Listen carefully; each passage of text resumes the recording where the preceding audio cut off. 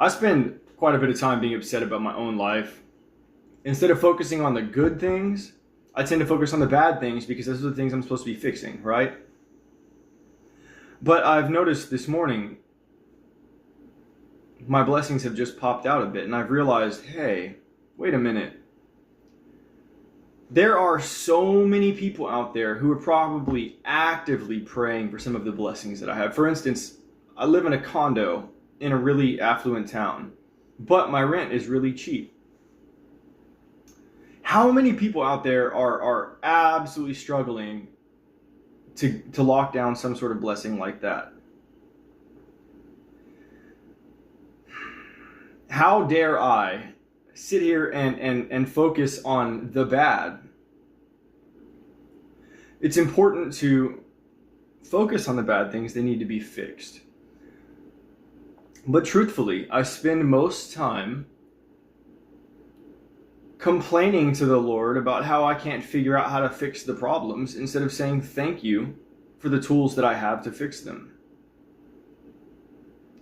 I forget where I've heard it, but I heard about these, the guys sleeping in ditches in Tijuana trying to get back into the States illegally. When you go interview them, you would expect them to be kind of miserable. But surprisingly, they're usually actually really happy.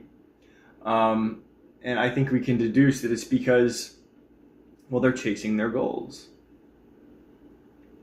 Instead of complaining about how hot it is and about how there's no clean water right there in the ditch, and instead of complaining about how hard it's going to be once they get to the other side and they have to run a landscaping company, they're just sitting there waiting for the opportunity.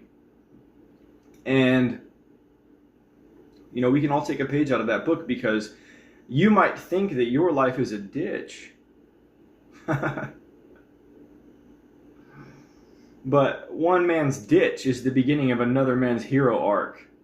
The bottom line is, Satan deceives people by making them believe that they are victims. You must forgive people and recognize that no one owes you anything. Nobody. That's the secret of the mustard seed and of forgiveness and of having the mind of a child. Because only those like unto children shall inherit the kingdom of heaven. Surely that doesn't mean you have to be under the age of 12. It's got to imply something a little more poetic. But again, if you think your life sucks, you're looking from the wrong angle. Glory to the King.